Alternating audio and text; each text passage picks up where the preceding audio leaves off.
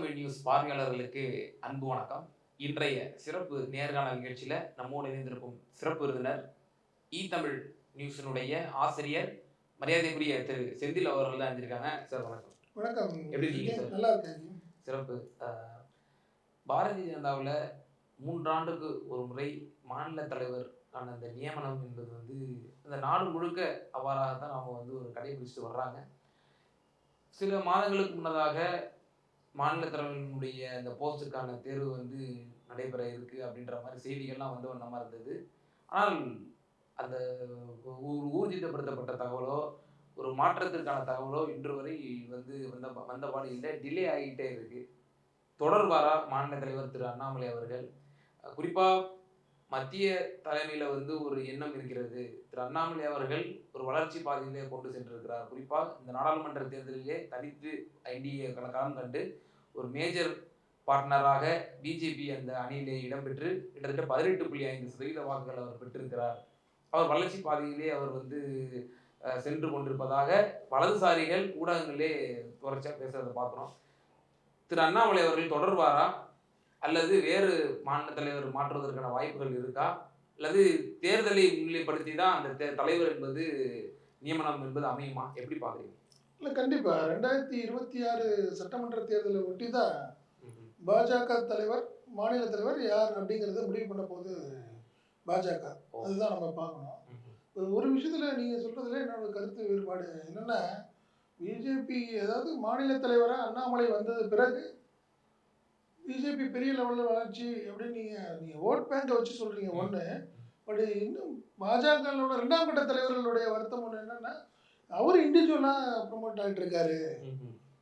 அவர் கட்சியை வளர்க்குறாரா இல்லையா, தன்னை முன்னிலைப்படுத்தி தன்னுக்கான இம்பார்ட்டன்ஸ் அதிகப்படுத்திக்கணும்னு நினைக்கிறாரு அப்படின்னு ஒரு பெரிய குற்றச்சாட்டு இருக்குது. இது வரைக்கும் இருந்துகிட்டு இருக்கு.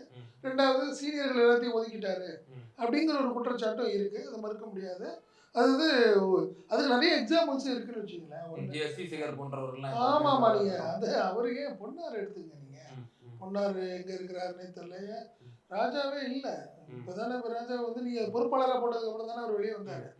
ஸோ அது மாதிரி சீனியர்கள் எல்லாத்தையுமே அவர் ஒதுக்கிட்டாரு அப்படிங்கிறது ஒரு பெரிய ஒரு குற்றச்சாட்டாகவே இருந்தது ஒன்று. பட் இப்போ ஒரு விஷயத்தில் பிஜேபி அதாவது 2026 சட்டமன்ற தேர்தலை கருத்தில் கொண்டு இப்போ மாநில தலைவர் விஷயத்தில் பேசிட்டு இருக்கிறதுனால தான் இப்போ இன்னும் ஒரு முடிவெடுக்க முடியாத ஒரு சூழ்நிலையில் பிஜேபி தலைமை இருக்குது அப்படிங்கிறது தான் இன்றைக்கி நம்மளுடைய தகவலாக இருக்குது. என்னென்னா 2026 தேர்தலில் பிஜேபி யாரோட சேர்ந்து சந்திக்க போகுது அப்படிங்கிறது தான்.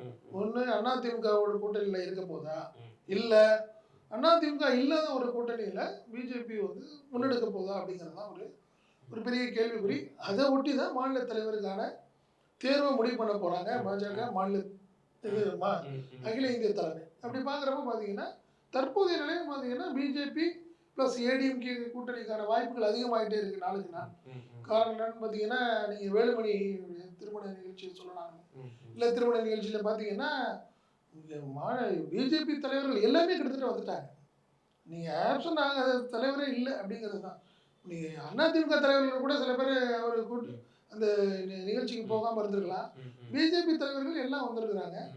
ஸோ அப்படி ஒரு பார்க்குறப்போ நீங்கள் பிஜேபி வேலுமணியை கையில் எடுத்து அதிமுக கூட்டணியை ஸ்ட்ராங் பண்ண போகுது. என்ன காரணம்னா, எடப்பாடி மட்டும்தான் அதில் பிஜேபி வேண்டாம்னு சொல்லிட்டு இருக்காங்க. நீங்கள் மாநிலத்தை பெரிய லெவலில் பார்த்தீங்கன்னா வேறு யாரும் கிடையாது. 2ஆம் கட்ட தலைவர்கள்னு பார்த்தீங்கன்னா நீங்கள் ஜெயக்குமார் பேசுவார். ஏன்னா ஒரு முறை ஒரே கூட்டணி. 2 கேள்வி இருக்கு நீங்க சொன்னதுல இருந்து. இப்போ வலதுசாரி சிந்தனையை கொண்ட பத்திரிகையாளர்களாக இருக்கட்டும், விமர்சகர்களாக இருக்கட்டும், அவங்க தொடர்ச்சியா என்ன ஊடகங்களில் சொல்லிட்டு வராங்க அப்படின்னா, இப்போ 1/3 ஏடிஎம்கேனுடைய காங்கிரஸ் மத்தியில பிஜேபி அலையன்ஸ் வேணும் அப்படிங்கிற ஒரு மனநிலை இருப்பதாகவும், 3/2 பங்கு உடையவர்கள் பிஜேபி அலையன்ஸ் வேண்டாம். இப்போ நீங்க சொன்னது போல ஜெயக்குமார் அவரே சொல்றாரு, என்னோட தொகுதியில -30,000 ஓட்டுல இருந்தா நான் ஸ்டார்டே பண்றேன், சிறுபான்மையின் ஓட்டு சுத்தமா எனக்கு விட மாட்டேங்குது அப்படின்னு சொல்றது. ஆனா அதே எஸ்பி வேலுமணி அவர்கள் 2024 நாடாளுமன்ற தேர்தல் முடிவுக்கு மறுநாள் பிரஸ் மீட் வைக்கும்போது சொல்றாரு, நாங்கள் பிஜேபியோடு உடன் கூட்டணி வைத்திருந்தால் 30-35 இடங்கள் நாங்கள் வெற்றி பெற்றிருக்க முடியும். அண்ணாவினோட நாவினால் தான் நாங்கள் தோற்றோம் அப்படின்ற ஒரு கருத்தும் நிலவுறதை பார்க்கிறோம். இருவேறு கருத்துடையவர்கள் அதிமுகவில் இருக்கிறாங்க கருத்தை முன்வைக்கிறாங்க. இது ஒரு கேள்வி. இன்னொரு விஷயமும் சொல்றாங்க, ஒருவேளை இப்ப இந்த அதிமுக பிஜேபியோட கூட்டணி அமைந்திருக்கும் அப்படி அமைந்திருக்கலாம் ஏற்கனவே. பிகாஸ் ஆஃப் 2022 லோக்கல் பாடி எலெக்ஷன்லேயே வந்து அது அமைந்திருக்கும். அப்போ 2021 சட்டமன்ற தேர்தலை சந்திக்கிறாங்க, அதில் வந்து தோல்வி பெறுறாங்க அந்த அணி. பிறகு இடைத்தேர்தல் லோக்கல் பாடி எலெக்ஷன் வருது, அந்த லோக்கல் பாடி எலெக்ஷன்லேயே இணைந்திருக்கலாம்.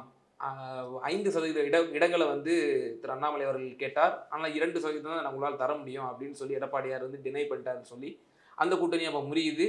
அப்போ 3வது இடத்துக்கு பிஜேபி 5% பெற்று வரதை நம்ம பார்க்குறோம். அதை தொடர்ந்து நாடாளுமன்ற தேர்தலையும் வந்து 12 சீட்டு கேட்டதாகவும் அவர்கள் 6 சீட்டு தான் தர முன் வந்ததாகவும் வந்து பலரும் வந்து கருத்துக்களை தெரிவிக்கிறாங்க. அப்போ அமைஞ்சிருந்துச்சுன்னா அது லோக்கல் பாடிஸில் அமைஞ்சிருக்கலாம், நாடாளுமன்ற தேர்தலில் அமைஞ்சிருக்கலாம். இந்த 2 தேர்தலிலுமே வந்து தனித்து களம் கண்டு ஒரு தன்னுடைய பலத்தை நிரூபித்திருக்கக்கூடிய பாரதிய ஜனதா 26லையும் வந்து டிக்ளைனிங் ஃபோர்ஸாக இருக்கக்கூடிய அதிமுகவுக்கு அவங்க இடம் பெற்று அதிமுகவை வலு சேர்க்கும் விதமாக அங்கே வந்து போயிடக்கூடாது அப்படிங்கிற ஒரு கருத்தை தானே முன்வைக்கிறாங்க. பிஜேபி தாம் இங்கே ஒரு பேஸை உண்டு பண்ணணும், நாம் இங்கே ஒரு மேஜர் ஃபோர்ஸாக அமையணும் அப்படிங்கிற ஒரு கருத்தை தான் முன்வைக்கிறாங்க. இல்லை உண்மைதான், நீங்கள் சொல்கிற ஒரு விஷயம் கரெக்டு. பிஜேபி நினைக்கிது வந்து பெரிய ஃபோர்ஸாக நம்ம இருக்கணும், உருவாகணும் அப்படின்னு நினைக்கிறாங்க. பட் அவங்க இப்போ நீங்கள் 2026 தேர்தல், அதுக்கு அடுத்தது கரெக்டாக பாராளுமன்ற தேர்தல். நீங்கள் பிஜேபியை பொறுத்த வரைக்கும் தமிழ்நாட்டில் கூட்டணி இல்லாமல் நீங்கள் எம்பி எலெக்ஷனோ எம்எல்ஏ எலெக்ஷனோ நிற்கலாம், வெற்றி பெற முடியுமாங்கிறது ஒரு மிகப்பெரிய கேள்வி. ஆமாம், கண்டிப்பாக நீங்கள் அதில் மாற்றம் இல்லை. நீ அது அவங்களுக்கு வந்து அவங்க அகில இந்திய தலைவர்களுக்கெல்லாம் நல்லா தெரியும், பிஜேபியுடைய வளர்ச்சி இருக்கலாம், ஆனால் அது வெற்றி பெறக்கூடிய வளர்ச்சியா அப்படிங்கிறது ஒரு பெரிய கேள்விக்குறி. என்ன கடந்த ஏற்கனவே நீங்கள் பாராளுமன்ற தேர்தலில் ஏமாந்த மாதிரி அடுத்த வரும் பாராளுமன்ற தேர்தலில் நம்ம ஏமாந்துடக்கூடாது. ஸோ நம்ம இப்போலேருந்து 2026லேருந்து ஆரம்பிச்சிங்கன்னா தானே திருப்பி அடுத்த பாராளுமன்ற தேர்தல் அப்போது நம்ம ட்ராவல் பண்ண முடியும். பிஜேபி ப்ளஸ் ஏடிஎம்கேங்கிறது தான் இன் ஃபியூச்சரை பார்த்து இவர் சொன்னார்ல ஏற்கனவே, யார் நீங்கள் வேலுமணி சொன்ன மாதிரி, அதே மாதிரி வேலுமணின்னு இல்லை நிறைய பேருமே அந்த ஒரு அவங்க என்ன நினைக்கிறாங்கன்னா 2 சைட்லேயும் வாங்கின ஓட்டை வச்சு 2ஐயும் நீங்கள் கூட்டினா திமுகவோட அதிகமாக வாங்குகிறோம், 13 தொகுதிகள் 14 தொகுதிகளில் வாங்கியிருப்போம் அந்த கணக்கில் சொல்கிறாங்க. பட் அது சாத்தியமாங்கிறது இல்லை அது. ஆனால் இந்த 2026 தேர்தலுங்கிறது பிஜேபிக்கான தேர்தல் கிடையாது, அதிமுகக்கான தேர்தல் தான்.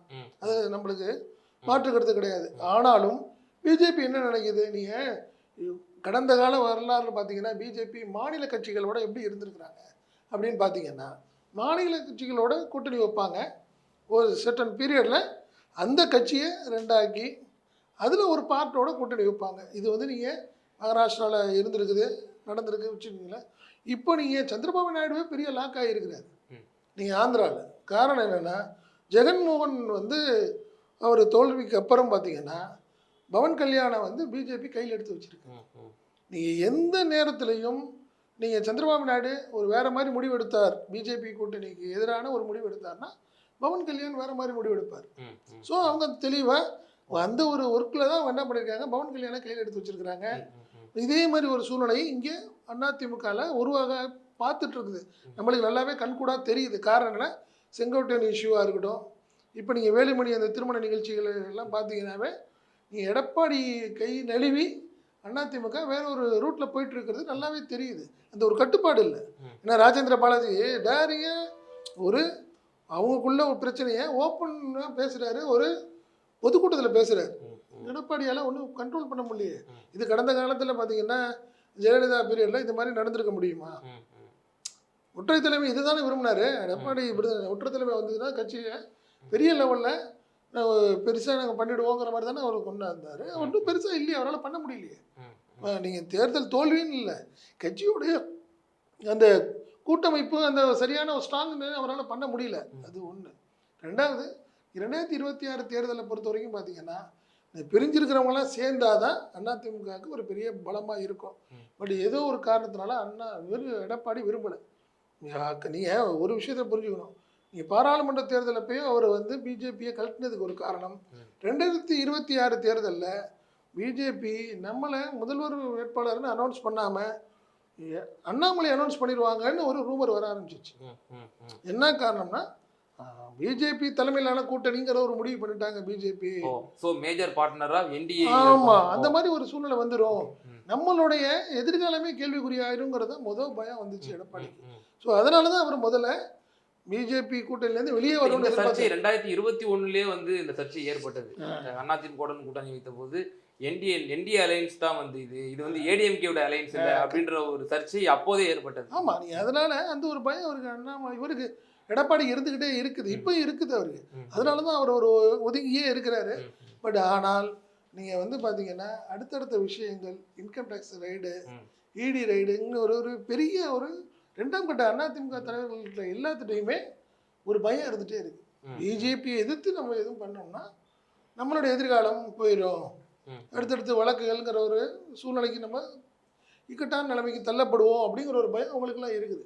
நீங்கள் அதனால் கேடரை பற்றி சொன்னீங்கல்ல, கேடர்களை இருக்கலாம், நீங்கள் மைனாரிட்டி ஓட்டு நம்மளுக்கு இல்லாமல் போயிடும், சட்டமன்ற தேர்தலில் ரொம்ப ரொம்ப வீக் ஆகிடும் பிஜேபியோட சேர்ந்தா அப்படிங்கிறது நீங்கள் சில இடங்களில் இருக்கலாம். நீங்கள் வட மாவட்டங்களில் இருக்கலாம், சென்னை போன்ற மாவட்டங்கள்லாம் இருக்கலாம். ஆனால் தென் மாவட்டங்கள் பார்த்தீங்கன்னா ஏற்கனவே அதிமுக ரொம்ப வீக்காக இருக்குது. அதே மாதிரி மேற்கு மண்டலம்னு சொல்லுவோம்ல, நீங்கள் கொங்கு மண்டலத்துலேயும் பார்த்தீங்கன்னா அதிமுக பிஜேபி வேணுங்கிற நிலையில தான் இருக்குது. இல்லைன்னா அவங்க தனியாலாம் போட்டி ஜெயிக்க முடியாது அப்படிங்கிறது தான் தற்போதைய நிலை. ஸோ அதில் சிக்கல்களும் இருக்குன்றீங்க. நீங்கள் சொல்வது போல பிஜேபியுடன் உடன் இருந்தால்தான் அடுத்து வரக்கூடிய காலங்களில் அதிமுகவை சர்வை பண்ண முடியும். சர்வைன்னு ஒரு பெரிய அதில் முக்கிய ஒரு டூ ஆர் டைங்கிற மாதிரி நீங்கள் சொல்கிறீங்க, அது உணர முடிகிறது. ஆனால் பலரும் சொல்கிறாங்க, நான் வந்து மைனஸில் தான் ஸ்டார்ட் பண்ணுறேன், பிஜேபியோட நான் வந்து பல ஆயிரம் ஓட்டுகள், ஒரு 20-30,000 ஓட்டுகள் நான் மைனஸ் தான் ஸ்டார்ட் பண்ணுறேன்ற ஒரு இதெல்லாம் சொல்கிறாங்க இல்லையா. ஏடிஎம்கேவோட கார்டரேஸு அதையும் மீறி அவர் பிஜேபியோட அவர் வந்து கூட்டணி சென்றார் என்றால் இதெல்லாம் கணக்கில் வைக்க மாட்டாரா திரு எடப்பாடியார்? இப்போ சிவசேனா போன்ற கட்சிகள்லாம் வந்து சிதறனதெல்லாம் அவர் வந்து கண்கூட பார்த்து கொண்டிருப்பவர். அவர் ஒரு தலைவர், மிகப்பெரிய தலைவர். அவர் அதெல்லாம் ஒரு கருத்தில் வச்சிருக்க மாட்டாரா? எப்படி அணுகணும்னு அவருக்கு வந்து எடப்பாடியாருக்கு தெரியாது. உண்மைதான், நீங்கள் சொல்கிறது உண்மைதான். அப்போ அட்லீஸ்ட் நீங்கள் அதிமுகக்குள்ள பிரச்சனைகளையாவது சரி பண்ணணும்ல. அவரும் பண்ணலையே. இப்போ நீங்கள் நல்லா தெரியும், சசிகலா, ஓபிஎஸ், டிடிவி இல்லாத அதிமுகவுக்கு தென் மாவட்டங்களில் மிகப்பெரிய மைனஸ் அப்படிங்கிறது அவருக்கு தெரியாதா? ஏன் ஒரு ஏதோ ஒரு காரணத்தினால அவங்கள சேர்க்கவே மாட்டேறாரு? நீங்கள் அட்லீஸ்ட் அது ஒற்றை தலைமைன்னு சொல்லிட்டு இருந்தவர் ஒருங்கிணைச்சா தானே கட்சியாவது கொஞ்சம் ஸ்ட்ராங் பண்ண முடியும். அவர் நீங்கள் இன்னைக்கு இருக்க நிலைமையில திமுக கூட்டணி ரொம்ப ஸ்ட்ராங்காக இருக்கு. விஜய் அதிமுகவோட கூட்டணி இல்லைன்னு ஒரு முடிவுக்கு வந்துட்டார். அவர் என்ன காரணம்னா, முதல் தேர்தல் என்னுடைய பலத்தை நான் நிரூபிக்க வேண்டிய கட்டாயத்தில் இருக்கிறதுனால அவர் சேர்றதுக்கான வாய்ப்புகள் இல்லை. சரி, இப்படி ஒரு சூழ்நிலையில அதிமுகவுக்கு என்னதான் சூழ்நிலை நினைக்கிறீங்க? அதிமுக எப்படி இப்போ தலைமை குறிக்கிறது மன்னிக்கணும், இதே விஜயினுடைய ஆதரவாளராக இருந்த ஒரு மூத்த பத்திரிகையாளர் ஒருவர் ஐயநாதன் அவர்கள் ஓப்பனாக ஒரு தனியார் தொலைக்காட்சியிலே பேட்டி கூட அளித்திருந்தார். விஜய் அவர்கள் அதிமுக வசம் செல்வதற்கு தான் வந்து இங்கே வேலைகள் நடந்து கொண்டிருக்கிறது அப்படின்ற தகவலும் வந்து வெளிவந்து வந்த மாதிரி இருந்துச்சு. நம்ம முதலமாக வந்து அதை வந்து தவிர்க்க முடியாது. நீ அவருக்கு ஒர்க் பண்ற ஒரு ஸ்ட்ராட்டஜி பார்க்குற பிரசாந்த் கிஷோர் என்ன சொன்னாரு, அதிமுகவோட வாய்ப்பே இல்லை கிடையாதுன்னு சொல்றாரு. ஏன் ஐயநாதன் வந்து சொன்னாரு, நீங்க சொல்ற மாதிரி சில விஷயங்கள் அவரு தலைமறைவா சில விஷயங்கள் அவருக்கு தெரிஞ்சிருக்கலாம். ஆனா ஒரே ரூம்ல உட்கார்ந்து டிஸ்கஸ் பண்ணக்கூடிய விஜய் அவர்களே வந்து வெளிப்படையாக அவரிடம் இதை பகிர்ந்தார் அப்படின்னு அதுக்கான முயற்சி நடந்துகிட்டு இருக்குன்னு சொல்றாங்க. அதுக்குதான் வாய்ப்பு அதிகமா இருக்குன்ற மாதிரி சொன்னார் விஜய்னு சொன்னாங்க. பட் நீங்க அந்த கடந்த காலத்தை முடிஞ்சு இப்ப நீங்க வந்துட்டவே, நீங்க 10 நாளைக்கு முன்னாடியே வந்து டிக்ளேர் பண்ணிட்டாரு பிரசாந்த் கிஷோர். அது யாரும் மறுக்கலையே. ஏன் பிரசாந்த் கிஷோர் பிகே அனௌன்ஸ் பண்ணாத நீங்க அஃபிஷியலா சொல்றாரு, தவக அதிமுகவோட கூட்டணி கிடையாதுன்னு சொல்றாரு. இது வரைக்கும் யாருமே நீங்க வந்து அதை மறுத்து யாரும் பேசலையே. இல்லை அட்லீஸ்ட் இப்படிப்பட்ட ஒரு விஜய் வந்து நீங்க ஒரு அறிக்கை கொடுக்கலாமே. கிடையாது, அப்படிலாம் நாங்கள் என்ன முடிவு பண்ணல, எங்களுக்கு காலம் இருக்குது, நாங்கள் எதாக இருந்தாலும் ஜனவரியில் தான் முடிவு பண்ண போகிறோம். இல்லை, நான் விஜயோட அரசியலுமே கூட ஒரு செலக்டிவான அரசியலாக தானே இருக்குது. அவர் வாரிசு அரசியல் எதிர்க்குதுன்னு சொல்கிறாரு. ஆனால் அது திமுக மட்டும்தான் எதிர்க்கிறாரு. பாமகவில் வாரிசு இல்லையா, காங்கிரஸில் இல்லையா, தேமுதிகவில் இல்லையா, தமிழ் மாநில காங்கிரஸில் இல்லையாங்கிற கேள்வி எழுப்புது. அதே போல் ஊழலை சொல்லணும்னா இப்போ ஆளுகின்ற கட்சிகள் எல்லா கட்சியிலையும் ஊழல் இருக்க தான் செய்யுது. மத்திய கட்சிகளில் இருக்குது, இப்போ அதுலயுமே வந்து அவர் எல்லாத்தையும் செலக்டிவ் தானே கடைபிடிக்கிற மாதிரி நமக்கு தெரியுது அவருடைய ஏன் எப்படி ஸ்டேட்மெண்ட். பார்க்குறீங்க? இப்ப நான் அப்படி பார்க்குறேன். எப்படி பார்க்குறேன்னா, நீ அதிமுக வீக்கா இருக்கு. நீங்க திமுக எதிர்த்து பேசுறதுனால, இந்த அதிமுக வாக்குகள் எல்லாம் சரி, நம்ம தலைவர்கள் சரியா இல்ல. ம். நீங்க எடப்பாடி சரியா இல்ல. நீங்க ஓபிஎஸ் சரியா இல்ல. நம்ம விஜய்ட்ட போலாமேன்னு ஒரு ம். ஒரு டைலமா ஏற்படுத்தலாம். ம். சைக்காலஜிக்கலா அவங்களுக்கு வந்து வேற மாதிரி ஒரு முடிவு எடுக்கிறதுக்கான ஒரு வாய்ப்புகளை வந்து விஜய் குடுக்குறாரு. ம். ம். நீங்க திரும்பி அதிமுகவையும் எதிர்த்தீங்கன்னா, அதிமுக கேடஸும் இவங்க சைடுக்கு வர்றதுக்கான வாய்ப்புகள் இல்லாம போயிடும். ம். ம். திமுகவை டேரிங்கா எதிர்க்கிறாரு, ரைட்டு. மற்ற யாரையுமே நேரடியா பேசுறதுல மறைமுகமா பேசலாம். ம். வந்து என்ன பார்த்தீங்கன்னா, அப்படி பார்க்குறப்போ பெரிய மேஜர் ஃபோர்ஸ்ன்னு பார்த்தீங்கன்னா ஏடிஎம்கே தமிழ்நாட்டில். ம். அங்கே பெரிய வாக்கு வங்கி அங்கே இருக்குது. பெரிய கிட்டத்தட்ட 20% இப்போ அதை வந்து ஸ்ட்ராங்கான ஒரு நீங்கள் வந்து பிரச்சாரமே பண்ணலனாலும் ஒரு 20% ரெட்டலை வாக்குகள் இருக்குது. அந்த வாக்குகள் நம்மளுக்கு கிடைக்கும். அது அவங்கள்ட்ட ஒரு ஸ்மூத்தாக போனா அப்படின்னு நினைக்கலாம். நீங்கள் கூட்டணிங்கிறது வேற. ம். ம். பட் அவங்கள வந்து நீங்கள் பெருசாக டேமேஜ் பண்ணாமல் இருந்தாலும் நீங்கள் அவங்க நம்மளால ஒரு திமுக மட்டும்தான் இருக்கிறாரு, நம்மள ஒன்றும் பெருசாக பேசலையே அப்படின்னு நினைக்கலாம்ல. இப்போ நீங்க சொல்வது போல அப்போ தலைவர் நியமனம் பொறுத்து தான் அந்த கூட்டணி வந்து அமைவது சம்பந்தமா நீங்க பார்க்கணும். அப்போ ஒருவேளை இப்போ நீங்க சொல்வது போல பிஜேபி, அதிமுக 2021 அமைந்தது போல பாட்டாளி மக்கள் கட்சி, தேமுதிக, இன்னும் என்டிஏல இருக்கக்கூடிய அலையன்ஸ் பார்ட்னர்ஸ்லாம் வந்து அதில் இடம்பெறும் பட்சத்தில் வந்து இப்போ திராவிட முன்னேற்ற கழகத்திற்கு ஒரு கடும் போட்டி நிலவக்கூடிய ஒரு சூழ்நிலை தானே ஏற்படக்கூடுங்கிற மாதிரி தானே தெரியுது. இல்லை, அது கூட்டணி இருந்து ஏற்பட்டால் போட்டியாக இருக்கும், கடுமையான போட்டியாக இருக்குமா அப்படிங்கிறது தெரியல. எனக்கு பெருசாக அப்படி ஒன்றும் அந்த அளவுக்கு பெருசாக இருக்கிற மாதிரி தெரியல. காரணம் என்ன, தேமுதிக வந்து ரொம்ப ஒரு ஏடிஎம்கேயோட இருக்கிறதுக்கான வாய்ப்புகள் குறைவுன்னு வச்சுக்கோங்களேன். அவங்க வேற வெளியே போக வேண்டிய கட்டாயத்தில் இருக்காங்க. காரணம் என்னன்னா, எடப்பாடி வந்து வாக்குறுதியை மீறிட்டாரு, ஏமாத்திட்டாருங்கிற வருத்தம் அவங்களுக்கு வந்துருச்சு. ராஜ்யசபா வந்து அன்அஃபிஷியலாக பேசுனது. பட் அவர் என்ன பிரசிடெண்டாக கேட்குறாரு, நாங்கள் ஏதாவது அஃபிஷியலாக சொல்லியிருக்கோமா, நாங்கள் ஏதாவது எழுதி கையில் கொடுத்துருக்கோமான்னு கேட்குறாரு. பட் அன்அஃபிஷியலாக அவங்க வந்து அன்னைக்கு ராஜ்யசபா நாங்கள் ஒன்று தரோன்னு சொல்லி தான் அன்றைக்கி. என்ன காரணம்னா அன்றைக்கி யாருமே இல்லை. பிஎம்கே ரொம்ப நம்பி இருந்தார். பிஎம்கே கடைசி நேரத்தில் பிஜேபியோட போயிட்டாங்கல்ல. ஸோ அதனால் அவர் வழி இல்லாமல் தேமுதிக பண்ணாந்தார். அதனால் அவங்களும் இந்த முறை அவருக்கு வந்து எடப்பாடியை நம்புறதுக்கான வாய்ப்பு இல்லை. எனக்கு கிடைச்ச இன்னொரு தகவல் என்னென்னா, அமித்ஷாவை போய் பார்த்த அண்ணாமலை, நீங்கள் அதிமுக கூட்டணின்னு முடிவு பண்ணீங்கன்னா நான் கூட ஒதுங்கிக்கிறேங்கிற மாதிரி சொல்லிட்டாரு. காரணம் என்னன்னா சொல்லிட்டாரு. காரணம் என்னன்னா, ஏடிஎம்கே பிஜேபி கூட்டணின்னு முடிவு பண்ணீங்கன்னா கண்டிப்பாக எடப்பாடிக்கும் அண்ணாமலைக்கும் ஒத்து வராது. சீட் ஷேரிங் இருக்குது, ஒரு பர்டிகுலர் சீட்டு பல்லட சீட்டு கேட்பாங்க, இல்லை தரமாட்டாங்க. இந்த மாதிரி விஷயங்கள்லாம் போயிட்டே இருக்கும். நீங்கள் பட் பிஜேபி தலைமை என்ன நினைக்குது, ஏடிஎம்கேட கூட்டணி வைக்கணும்னு நினைக்குது. இந்த கோபத்தில் தான் நீங்கள் என்ன பண்ணாரு, நீங்கள் கோயம்புத்தூர் ஏர்போர்ட்டில் அண்ணாமலை ஒரு வார்த்தை சொல்கிறார், எங்களை வேண்டான்னு சொன்னாங்க, இன்னைக்கு எங்களுக்கு தவம் கொடுக்குறாங்க, தவத்தோடு நின்று பார்க்குறாங்கங்கிற மாதிரி ஒரு வார்த்தை சொன்னார். அது கூட அதிமுக வந்து கூட்டணி ஏடிஎம்கே பிஜேபி கூட்டணிக்கான வாய்ப்புகள் நம்மளை தவிர்த்து எங்கே கூட்டணி வச்சுருவாங்களோ அப்படிங்கிற ஒரு ஆதங்கம் அவருக்கு வந்துருச்சு அண்ணாமலைக்கு. அதோட வெளிப்பாடு அப்படிங்கிறது தான் இன்னைக்கு பிஜேபியுடைய 2ஆம் கட்ட தலைவர்கள் சொல்கிறாங்க, வேணும்னு டேமேஜ் பண்ணுறாரு, இதை நீங்கள் பெருசாக எடுத்துக்க வேணாம். யாரை, அதிமுக தலைவர்கள்டையே கூப்பிட்டு நம்மளை பேசுகிறத நீங்கள் பெருசாக எடுத்துக்க வேணாம், அவர் தலைவராக இருக்க போகிறது வாய்ப்பு இல்லை அப்படிங்கிறலாம் அவங்க சொல்கிறாங்க. ஓகே, இறுதியான ஒரே ஒரு கேள்வி மட்டும் முன் வச்சிடலான் இருக்கேன். தொடர்ந்து நாடாளுமன்ற தேர்தலுக்கு முன்னதாக பல ஃபைல்ஸ்களை வந்து வெளியிட்டிருந்தார் திரு அண்ணாமலை அவர்கள். டிஎம்கே ஃபைல்ஸ் 1, 2, 3, 4ன்னு பல ஆடியோக்கள், பல ஆவணங்கள்லாம் வெளியிட்டிருந்தார். அதெல்லாம் பழைய விவகாரங்கள்லாம் பேசப்பட்டது, 2G விவகாரங்கள், அதெல்லாம் வந்து கழிந்தது. அதெல்லாம் இப்போ பேசி ஒரு பொருட்பிரயோஜனமும் இல்லை, அது ஒரு தாக்கத்தை ஏற்படுத்தாதுலாம் கூறப்பட்ட நிலையில் நேற்றைய தினம் ஒரு ட்விட்டர் பக்கத்தில் ஒரு பதிவிட்டிருந்தார். மதுபான கொள்கை டெல்லியை அடுத்து, சத்தீஸ்கரை அடுத்து இன்றைய தமிழ்நாட்டில் வந்து அந்த ஒரு நிலை ஏற்படும் அப்படின்ற ஒரு ட்வீட்டை வந்து அவர் வந்து பதிவிட்டிருந்தார். குறிப்பாக செந்தில் பாலாஜி அவர்களை தான் வந்து நோக்கி இந்த பதிவு என்பது அமைந்திருக்குன்னு எல்லா வட்டாரங்களும் பேசப்பட்டு வருது. என்ன ஃபார்முலாவை கையில் எடுக்குது பாரதிய ஜனதா இந்த வரக்கூடிய தேர்தலை முன்னிட்டு? நீங்கள் ஆரம்ப காலத்துலேருந்து பார்த்தீங்கன்னா அண்ணாமலைக்கும் அமைச்சர் செந்தில் பாலாஜிக்கான மோதல் எல்லாத்துக்கும் தெரியும். காரணம், அவங்களுக்கு என்ன நினைக்கிறாரு, நீ அரவாங்குறிச்சியில் அவர் போட்டியிட்டதுலேருந்து ஆரம்பித்து இப்போ கோயம்புத்தூரில் பாராளுமன்ற தேர்தல் அப்பையும் சரி, 2 முறையும் அவர் வந்து அமைச்சர் செந்தில் பாலாஜியால் தான் தாக்கப்பட்டு வீழ்த்தப்பட்டார். அது ஒன்றும் மாற்றம் இல்லை. 2வது கொங்கு மண்டலத்தில் தான் அவர் கொங்கு பெல்ட்டில் தான் அவரால் அரசியல் பண்ண முடியும். யார்? அண்ணாமலையார்.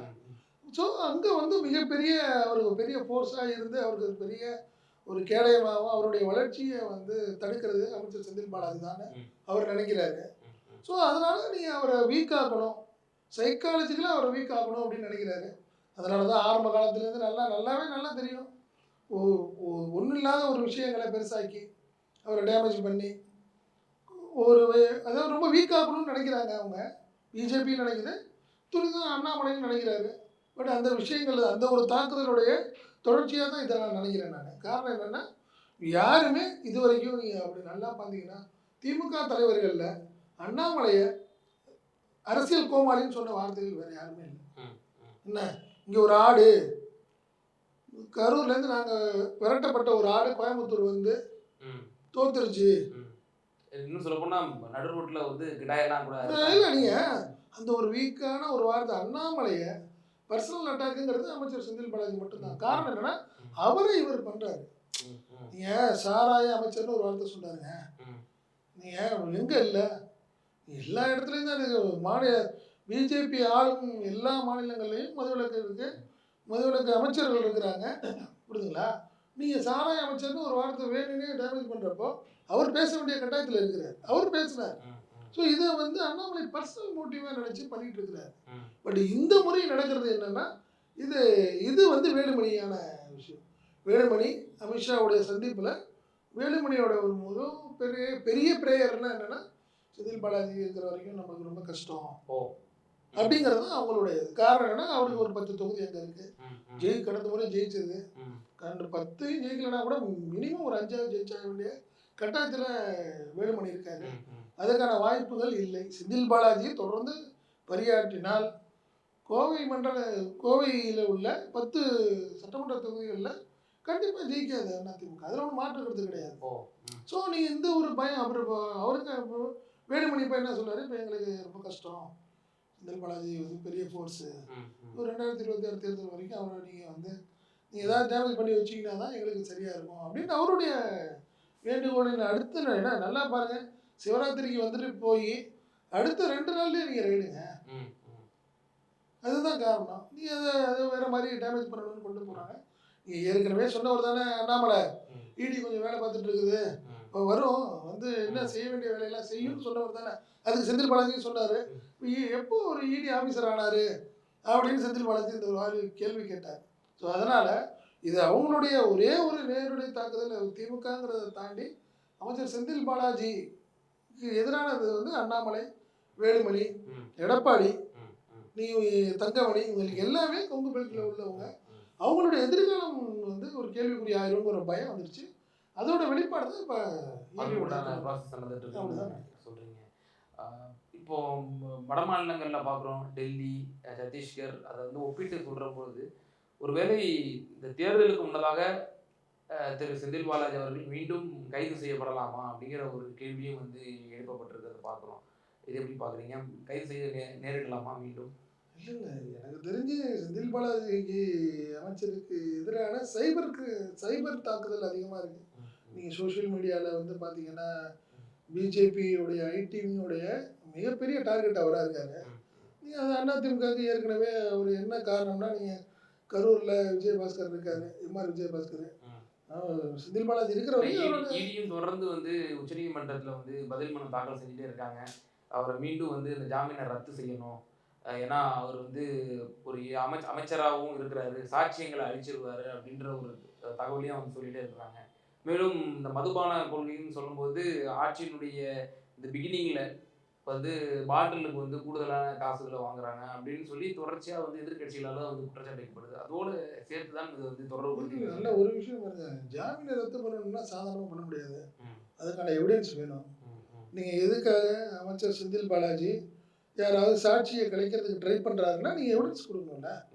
நீங்கள் ஏதாவது மன்றமே சொல்லியிருக்கு இல்லையா, இப்போ நீங்கள் அமைச்சர் ஆக்கியிருக்கீங்க, இப்போ உடனடியாக அமைச்சராக்க வேண்டிய காரணம் என்ன அப்படின்னு சொல்லி 2-3 முறை தமிழக அரசை பார்த்து உச்சநீதிமன்றமே பல முறை கேள்வி எழுக்கிறது நம்ம பார்த்துருக்கோம். இல்ல இது வந்து முழுக்க முழுக்க முழு அதிகாரம் பெற்றது வந்து முதல்வர் தான் இது முடிவெடுக்கணும். நீங்க யார் அமைச்சர் ஆக்கணும் அப்படிங்கிறது முதல்வருடைய தான். எப்போ ஆக்கணுங்கிறது அவருடைய அதிகாரத்துக்கு உட்பட்டது. இதுல உச்சநீதிமன்றமும் கேள்வியா தான் கேட்க முடியுமே ஒழிய அவங்களால ஒன்றும் ஆர்டர் போட முடியாது. ஏன்னா இவர் முதல்வரை கூப்பிட்டு அமைச்சரை நீக்குங்கள்லாம் சொல்ல முடியாது. அதான் சொல்றேன், ரத்து செய்யும் அபாயம்ங்கிறத அதான் சொல்றேன் நான். எப்படி எதற்காக அப்படிங்கிறது இருக்கு.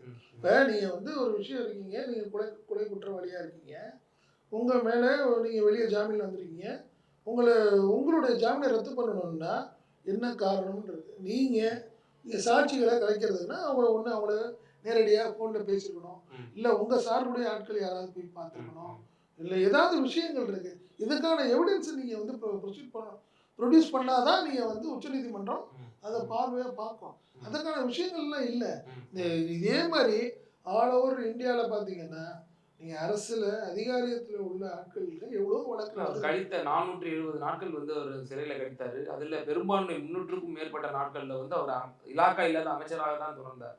பிறகு அவர் வந்து அவர் ஒரு இன்ஃப்ளூயன்ஸான ஆள், அவர் ஒரு அமைச்சராக இருக்கிறார், சாட்சியங்களை அழிச்சிருவார் வெளியே வந்துட்டாங்கன்னா அப்படின்னு சொல்லும்போது தான் கடைசி ஒரு 3-4 மாதங்களுக்கு முன்னதாகத்தான் அவர் வந்து தன்னுடைய அமைச்சர் பதவியை தொடர்ந்தாருன்றதை நம்ம பார்க்க முழுக்க இது ஒரு அரசியல் தொடர்புடைய ஒரு வழக்கு. இந்த வழக்கை பொறுத்த வரைக்கும் பார்த்தீங்கன்னா நீங்கள் தமிழ்நாட்டில் எவ்வளவோ விஷயங்கள் நடக்குது, எல்லாத்தையும் ஓப்பனாக பேச முடியாதுன்னு வச்சுங்களேன். முழுக்க பிஜேபியோடைய ஒரு எதிரியாக செந்தில் பாலாஜி இருக்கிறதுனால அவருக்கு மட்டும் தானே தொல்லையாக போயிட்டுருக்கு. எவ்வளோ விஷயங்கள் நடக்குது, எவ்வளவோ துறைகள் நடக்குது, எவ்வளவோ பிரச்சனைகள் நடக்குது, யாருமே இல்லையே. அவங்களுக்கு இப்பயுமே அதான் சொல்றேன், பாராளுமன்ற தேர்தலில் செந்தில் பாலாஜி இருக்கக்கூடாதுன்னு நினைச்சாங்க, அதனால கொண்டு போய் நீங்கள் வந்து அமித்ஷா அவர்கள் எஸ்பி வேலுமணி அவர்களோட சந்திப்பு, அதை தொடர்ந்து கொங்கு பெல்ட்ல அதிமுக சர்வே ஆகிறது, திரு அண்ணாமலை அவர்களுடைய அந்த அரசியல் கால்குலேஷன் தான். செந்தில் பாலாஜி இருந்தா அதிமுக பிஜேபிக்கான வெற்றி வாய்ப்பு முற்றிலும் தடைபட்டுரும் அப்படிங்கிறது தான். நீங்க அப்படி செந்தில் பாலாஜி உள்ள இருக்கிறப்பே நீங்க கோயம்புத்தூர்ல ஜெயிக்க முடியல அண்ணாமலையால, இப்ப நீங்க திருப்பி அதை என்ன செய்ய முடியும்? நீங்க அண்ணாமலைக்கு அதுதானே பெரிய வீக்கா போச்சு. செந்தில் பாலாஜியை வந்து நீங்க ஜெயிலில் கொண்டு போய் போட்டீங்கன்னா தான் எங்களுக்கு வந்து கண்டிப்பா நாங்க ஜெயிச்சிருவோம்னு சொல்லிட்டு இருந்தவங்க, அதுதானே பிரச்சனை இப்போ அவங்களுக்கு. இப்போ என்ன பண்ண முடிஞ்சு அவரால், அண்ணாமலையால என்ன செய்ய முடிஞ்சு? அதனால நீங்க அப்படின்னாலாம் போய் ஒரு பெரிய வெற்றியெல்லாம் அவரால் எடுக்க முடியாது அப்படிங்கிறத என்னுடைய பார்வையா இருக்கு. ஓகே, பல்வேறு விவகாரங்கள்ல திரு அண்ணாமலை அவர்களுடைய இந்த ட்வீட், ஊழல் சம்பந்தமாக போடப்பட்ட ட்வீட், அதனுடைய அரசியல் பின்னணி என்ன, மேலும் அண்ணாமலையுடைய தலைமை கேள்விக்குறியாக இருக்கிறது, அவர் தொடர்வாரா, அது தேர்தலை முன்னிட்டு தான் அவருடைய தலைமையே வந்து நீடிக்குமா என்கிற ஒரு பல விவகாரங்கள்ல உங்களோட அனாலிசிஸை எங்களுடைய நேயர்களுக்கு ரொம்ப விரிவாக விளக்கம் வைக்கிறது. நன்றி. நன்றி.